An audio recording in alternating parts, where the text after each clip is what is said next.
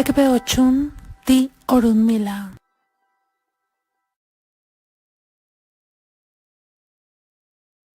¿Sabías que?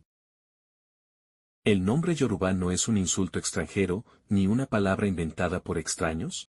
Lejos de eso, es un título de honor que proviene de la propia morfología nativa del idioma.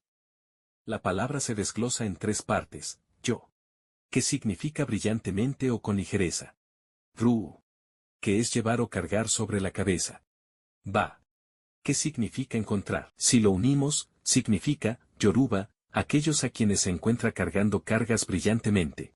Originalmente describía a los mercaderes del imperio de Oyo. Eran tan hábiles y fuertes, que transportaban mercancías pesadas por rutas larguísimas, haciendo que pareciera fácil y ligero. Por esta razón, a la gente del imperio de Oyo se les conocía como Yoruba.